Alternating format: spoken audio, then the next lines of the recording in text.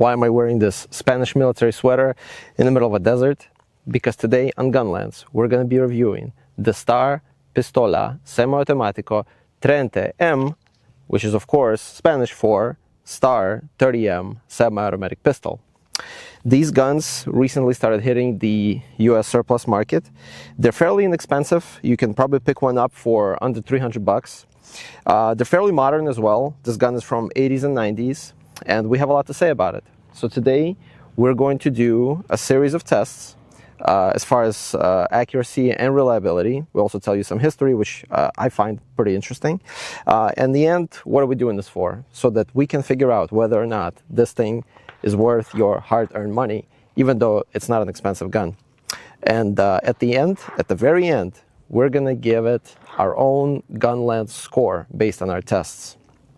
So stick around to find out what we think of this gun and whether or not my Spanish pronunciation has improved, or if I'm still butchering things like a tourist in Barcelona.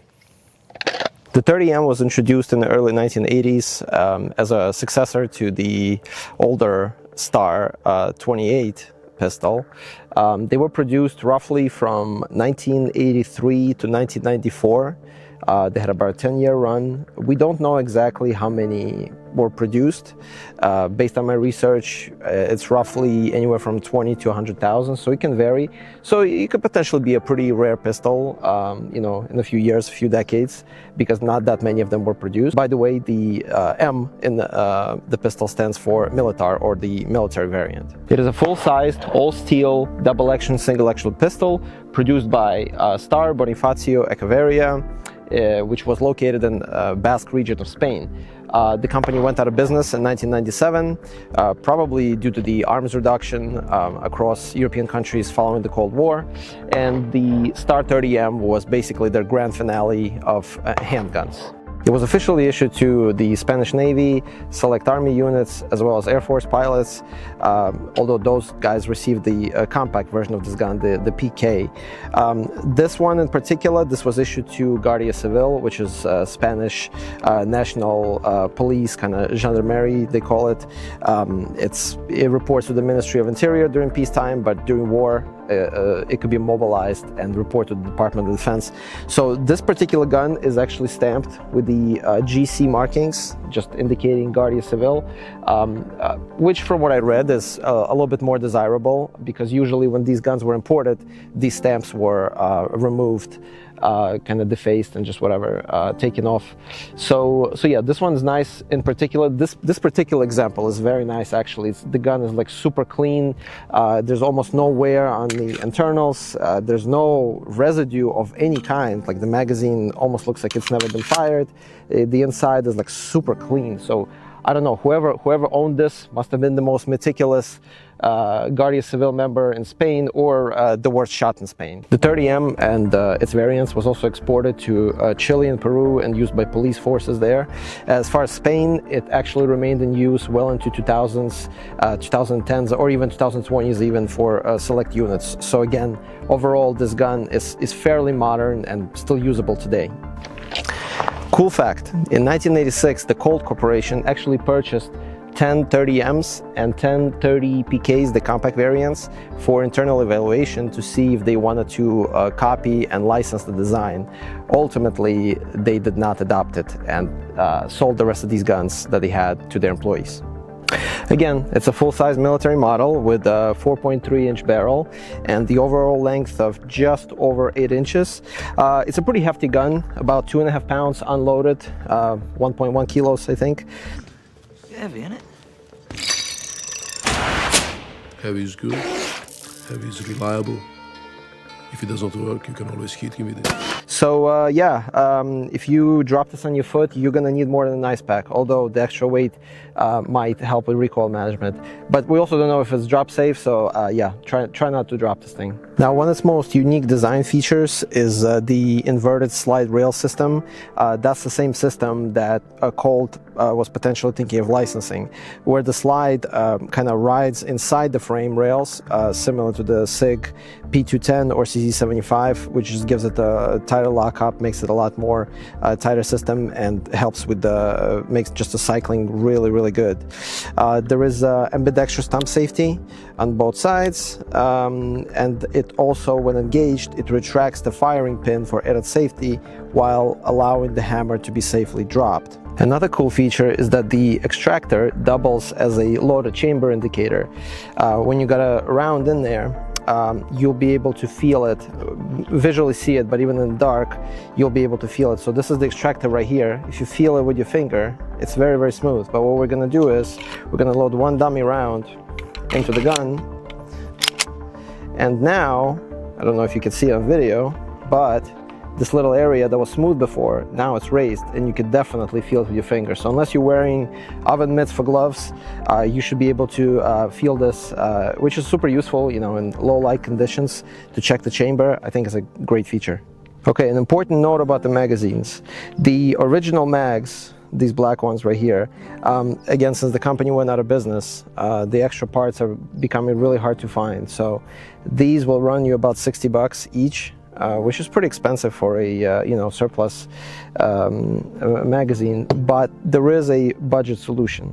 The Star 30M can accept the Smith & Wesson 5900 series magazines after certain modifications to the gun. So what you need to do is, you would need to remove the magazine safety pin that's inside once you disassemble it. I'm not going to go into too much detail on how to do it, but you can find videos online. So if you remove the magazine safety, which by the way is not really necessary, it was a feature back in 80s and 90s, which basically prevents the gun from firing if there's no magazine in it. So it does help with the safety when you're cleaning it, but you know, in modern days, you know, a lot of guns don't have it, and as long as you exercise good precautions and etiquette for safety, this shouldn't be a concern. But here's the difference. So this is the original magazine. I mean, it doesn't really matter which magazine you use, by the way, for showing this, but if the magazine safety is inside, right, so this one had magazine safety removed. Take out the magazine, the gun will still fire, right? Now this handgun did not have that modification. So here's the difference. If you don't have a mag, look what happens. Safety on, off, doesn't matter. It won't fire. So, but you need to remove that piece in order to use other magazines. And the other magazines that we're talking about, so we have one from Magcar right here. This is the maybe about 20 bucks. It's a aftermarket, made in Italy actually, and this one works quite well. We've tested it. It fires pretty good, locks pretty well. You know, obviously works, so you could fire. The only thing is, after you done shooting, the slide will not lock back. So you see, it's not doing that. With the original mag, it will lock back. So it kind of depends whether or not you care about this. My kind of suggestion, if you're going to be doing some serious practice with it and drills, taking it to classes and stuff like that, you might want to have the feature where it locks back, and for that purpose it helps to you know, just have a few original mags on hand, again, especially if you like the gun, because these are getting harder and harder to find. But I did see some people on YouTube say that they were able to somehow get the gun to lock back even with the aftermarket magazines. So if you know what the trick was on that, please let us know in the comments. We'd really like to hear it. One more thing I would say is that we've tried the original, not the aftermarket, but the original Smith & Wesson 5900 mags, and these for some reason did not work at all. I mean, they go in and they lock, but once you you know, try to rack the gun, it's completely just doesn't move at all. So my kind of theory is that the original mags with the orange portion, the dimensions are the same, but I don't know if you can see it, but the orange piece here is higher than the black piece on the aftermarket. So most likely what's happening is when you're trying to rack the gun with the original mag in it, not the factory original, but the Smith & Wesson original, it kind of bumps against the top portion and doesn't let the slide move. But let me try one more thing. I have two stars here, so let me see if it's gonna work with the second one. Okay, so, oh, it won't even do anything at all. So you see the magazines inside, it won't fire. So basically it's as if there's no magazine at all. So yeah, that's just not gonna work. That's not gonna work, unfortunately. Now my suggestion, if you are planning to take this gun to some serious training, take it to some classes, you might want to actually invest in a few of these original mags, just so you can get the slide to lock back. Obviously super useful to know when you're out of ammo, so I would suggest it. But you know, the budget version will work if need be. Oh, wait a second. What just happened? This is the original Smith & Wesson mags. It will lock back, but after that, nothing else was going to happen. So, no, I meant to use this Magcar mag. Yeah, won't lock back. So, I really would suggest for any kind of serious training beyond just blinking to get a couple of these original mags as well, because they're also getting much harder to find. So prices will probably go up.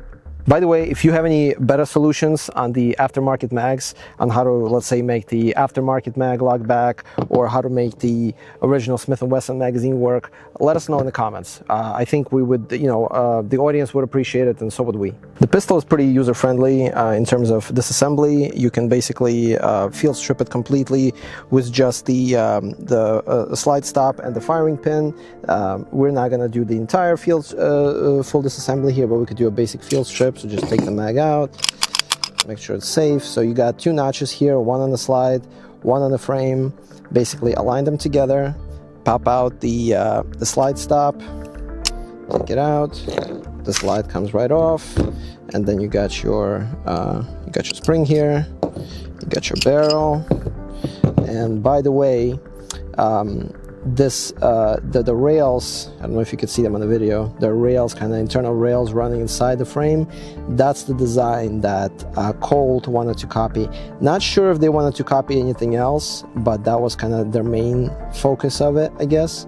And also the magazine safety pin, which we've discussed before, that you need to remove if you want to use aftermarket mags, it sits right kind of here, right along this the right side of the frame. So all you basically need to do for that, just there's a little pin here, punch it out a little bit to kind of release the magazine safety pin, pop that out, pop this pin back in, and you're good to go. So just assembling it back, pretty easy. Put the barrel in, get your spring.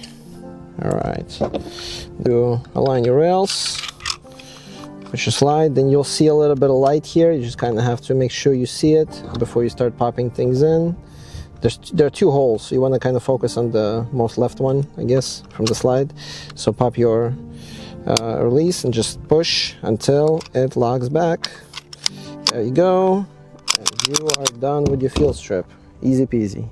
About the holsters, I wasn't able to find an actual range Kydex holster that would fit the Star 30M.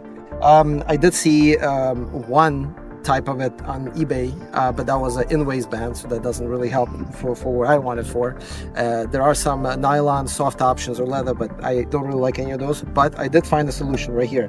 So this is a Safariland a holster for the P226R. It's the model 63607742, and I found that this works quite well.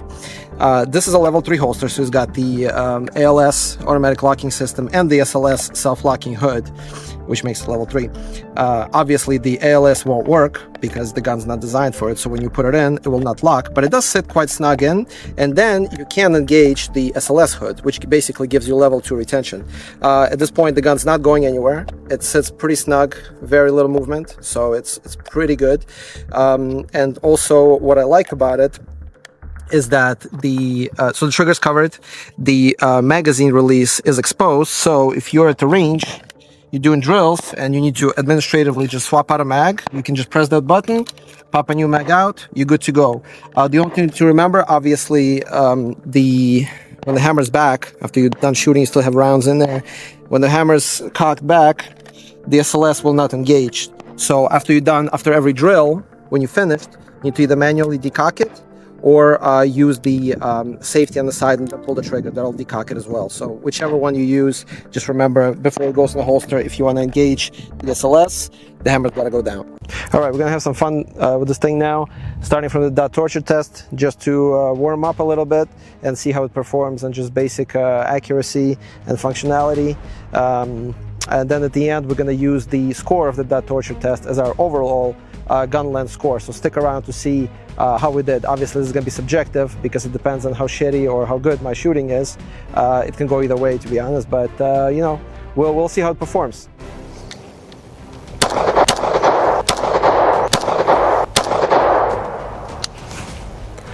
Okay, so that was 5 rounds slow fire, 4 out of 5.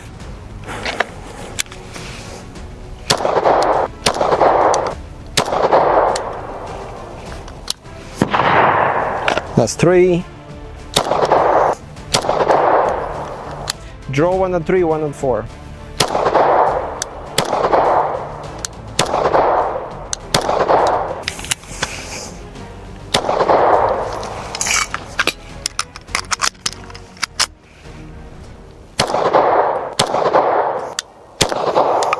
That was twice, right? You do 4 times.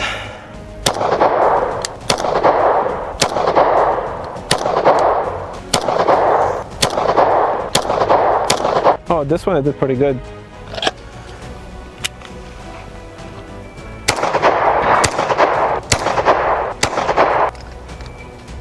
Oh, got a first jam. Oh no, that's not a jam. I'm out of ammo. Duh. All right, so this is all, I got all 5 here. All right, now 6, draw 2 and 6, 2 and 7.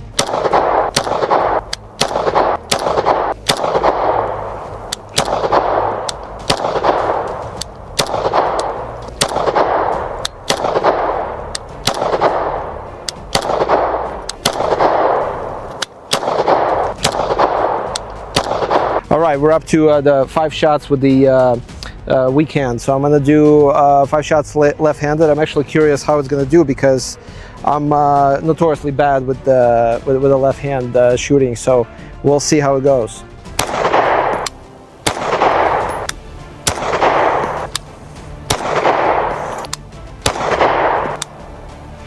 Two out of 5, I'll take it. 1 and 9 speed reload, 1 and 10.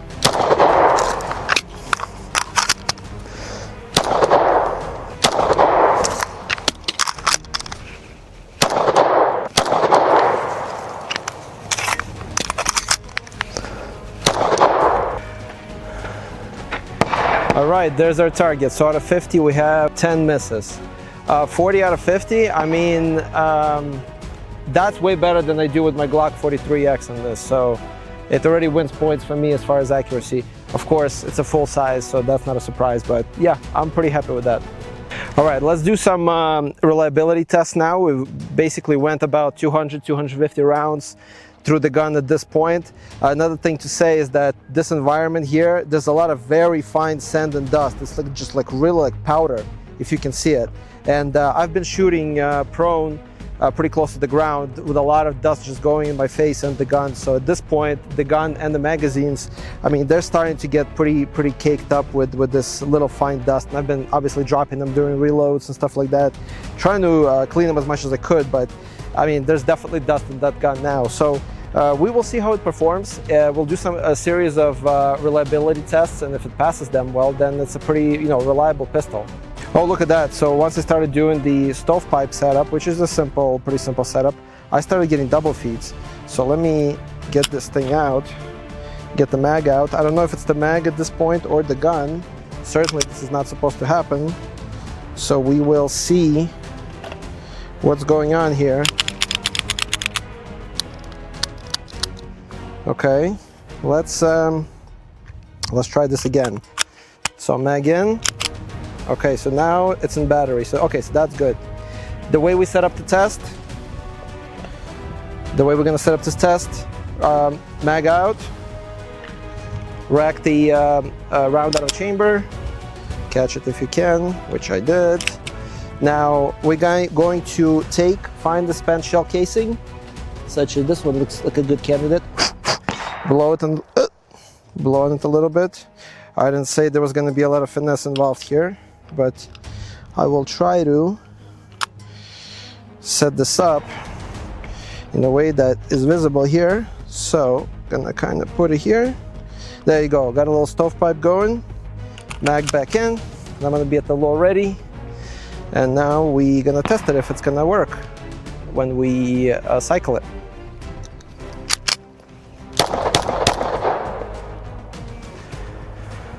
All right, so that's pass number 1.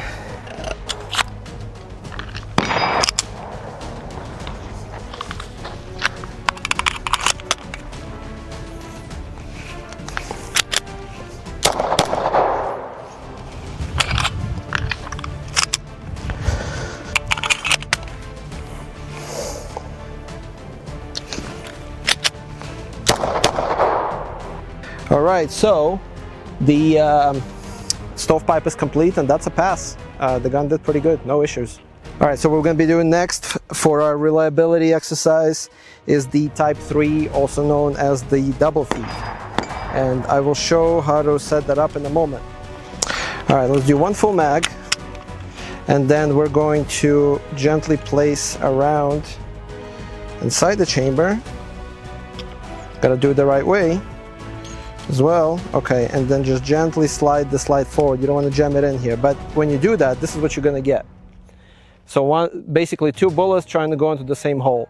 The way you clear it is pretty much the same as the stovepipe, just tap rack and you know, hope for the best in this case. All right, let's do it.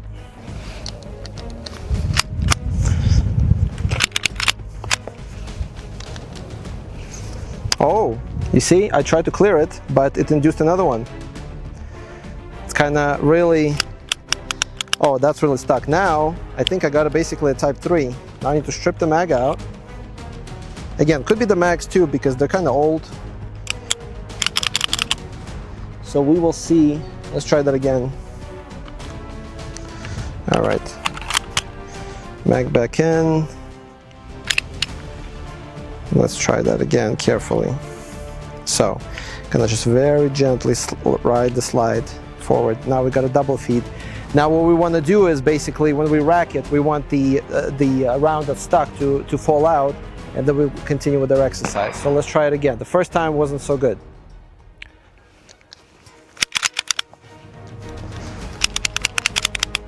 Nope, you see, continues to induce malfunctions. Double feed is double feed after double feed, basically.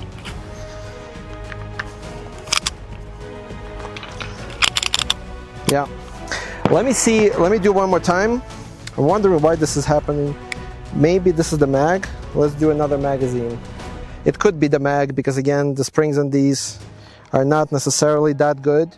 So, plus we've been kind of shooting it and now we're loading it with some fairly dusty rounds. I'm trying to blow the dust off. But yeah, if it's not the magazine, then it has to be the gun, in which case that's, you know, not the best result we're hoping for. I didn't expect it to start failing that quickly. Let's see.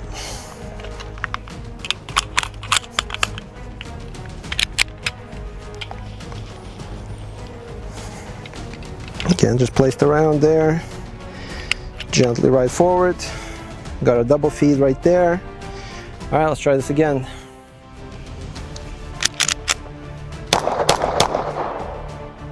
Okay, so you know what? This could be the magazine, honestly.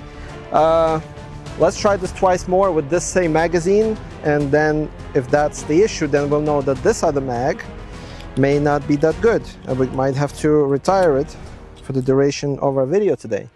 All right, so we're gonna try this again. We'll pretend the first 2 tries didn't happen. We're really cutting the Star 30M some slack here, but you know, it might not be its fault actually.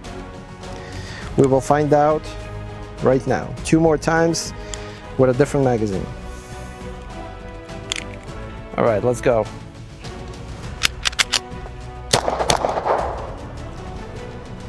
All right, that's a pass. That's definitely a pass. One more time. If it passes the 3rd one, we're going to consider it passed for the purposes of this exercise. All right, got a double feed. All right.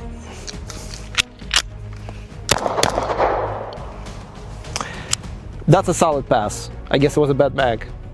Yeah, I mean, the second test, we had some fears in the beginning. Thought that the Star 30 is giving up on us, but no, it's just a bad mag. Which kind of sucks too, because these things, again, are $60. So, you know, you spend $60 and that thing just starts to fail, I need to take it apart at home, clean it, maybe, I don't know, oil the spring, see what's going on with it. But yeah, that was definitely the mag's fault.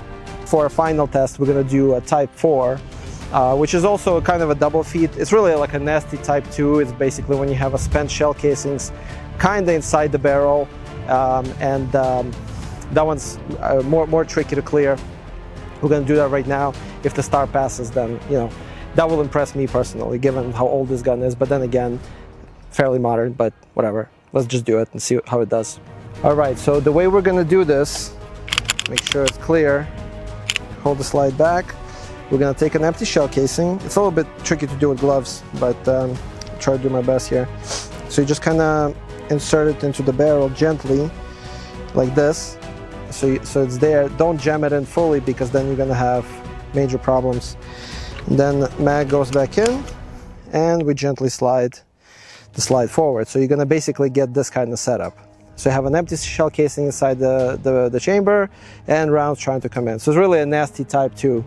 So the way to clear it is, obviously it's gonna not fire. Racking is probably not gonna do anything because of the type of jam that this is. So we're gonna have to do this.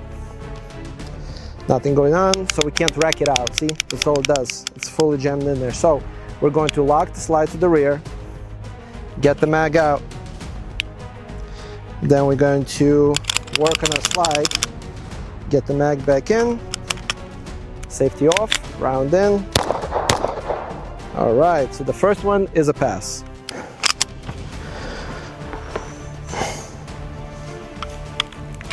All right, second try.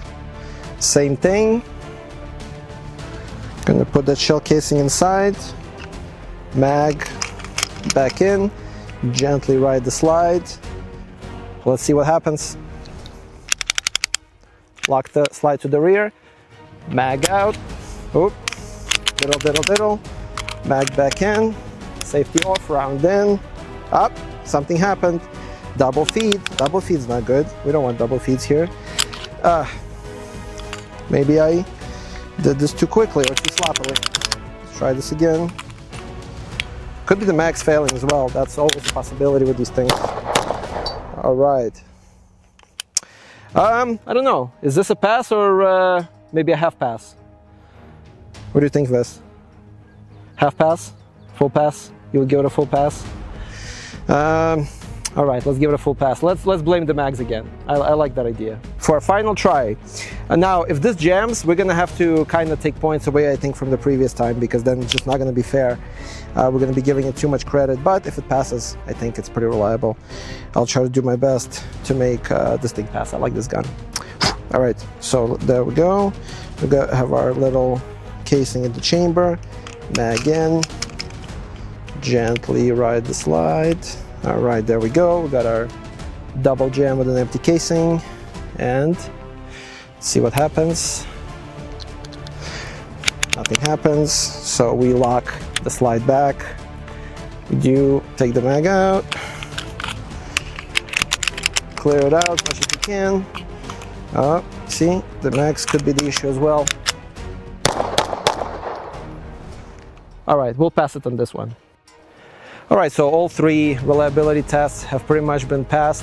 I wouldn't say with flying colors. I mean, we had a couple of little hiccups, but overall, I think, you know, it worked fine. If you get used to it, if you know how to work this pistol, you know, it seemed pretty reliable. Again, the conditions here are not the best. I mean, it's really dirty probably inside as well, and the mags are old. I haven't really looked at them since I bought them, so who knows what kind of stuff's going on there. So yeah, overall, I would give Star 30M a pass on the reliability. All right, so let's talk about the trigger a little bit. The trigger is pretty good. I mean, we've done some shooting. It feels nice and crisp. In the single action mode, we can even, let's do a little test here. You can hear it. Just the brake. I mean, you know, it's a very short wall. But yeah, I mean, overall, I like the feel of it. So some people even say it's better than the CZ75 or Beretta 92. If you have all three and you've tested that and you can attest to it in any way, let us know in the comments. But overall, nice trigger. Now, one more thing about the mechanism, I've read, some people say that the firing pins on the Star 30Ms tend to be brittle. I mean, we've done some shooting today, probably about 300 rounds. I know it's not a lot, but and this pistol probably hasn't really been fired that much in its life. It probably got more action today than it's done ever. But we certainly haven't had a failure. But if you have, let us know in the comments, because I could not find anybody online who would really substantiate it. I heard all of this basically just on the level of a rumor. But I would be curious to see if anybody had, their pins fail, and if it's smart to get a couple extra ones just in case, because again, all of the parts for this gun, they're going to be running out at some point. All right, we'll do a 20-yard just accuracy test, slow fire, just to see how it does. Then we're going to score it for our, gun score at the end, Gunlands Score. We'll see how it does.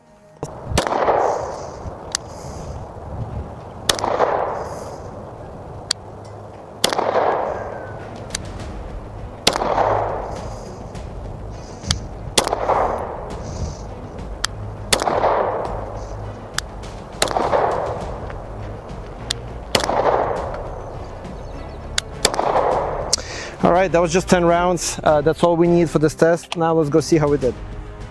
All right, I see I hit some white. That's already good. That's already good. Okay, so I've been shooting kind of on the lower side. I hit a 9, didn't hit a bullseye. Most of them kind of landed a bit low. Let me try this again. Let's mark these shots and we'll try that again.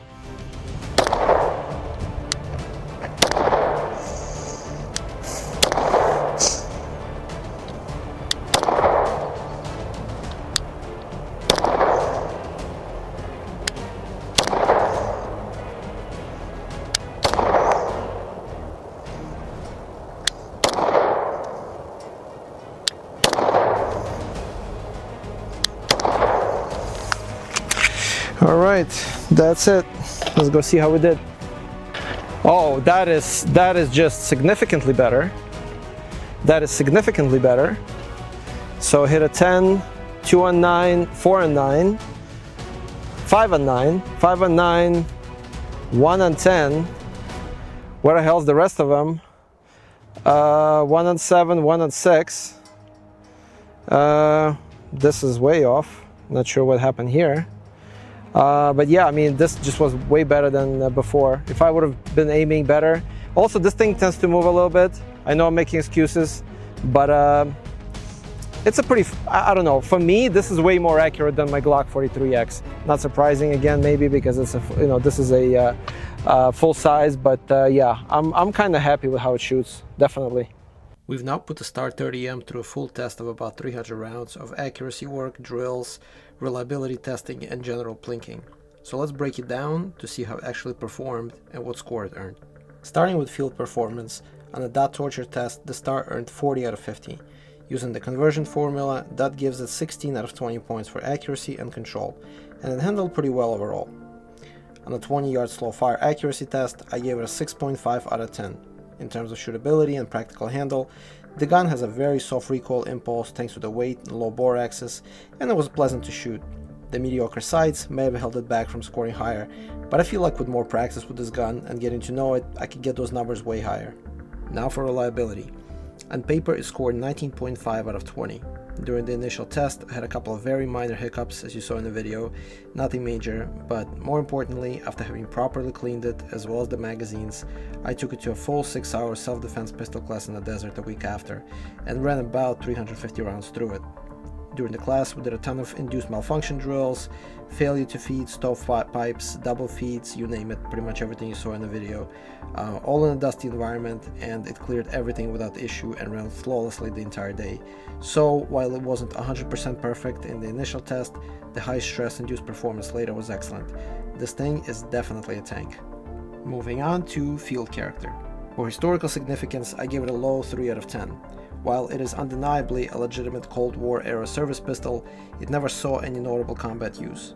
Spain wasn't involved in any major conflicts during its service life, so it doesn't carry much historical weight or provenance. Design and presence gets a 7 out of 10. The inverted internal rail system is genuinely interesting and gives it a lower bore axis than most guns from that era. It It's mechanically cool and different, however, it doesn't really bring anything revolutionary to the table. It's a solid, well-executed design, but not a trendsetter. Modern practicality also lands at 7 out of 10. It's a perfectly usable gun, which features that are still relevant today. Good trigger, reliable, decent capacity. The problem, it has almost zero modularity.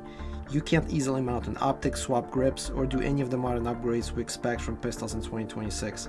So, while it still works fine as a range or defensive gun, it's stuck in the past in terms of customization. Cool factor and collectability gets a strong 8 out of 10. It's a fairly obscure Spanish service pistol that shoots surprisingly well. On top of that, since Star went out of business in 1997, naturally these aren't being made anymore. Low production numbers plus solid performance and that defunct manufacturer status gives it long-term collector potential in my opinion. Finally, value for money gets a perfect 10 out of 10. For under $300 you're getting a modern era, decently accurate, very reliable pistol with good ergonomics and a genuinely interesting design. And at this price point, what more could you ask for? So, when we add it all up, the Star 30M earns a total Gunlands score of 77 out of 100. Well guys, that wraps it up for the Star 30M.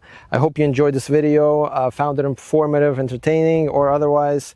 If you've gotten any value out of it, please leave us a comment, like, and subscribe. It really helps the channel, helps our motivation, make more videos, helps the channel grow, and to fight that dreaded YouTube algorithm.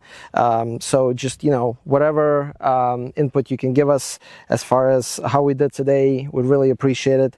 And we will see you next time on Gunlands. See ya.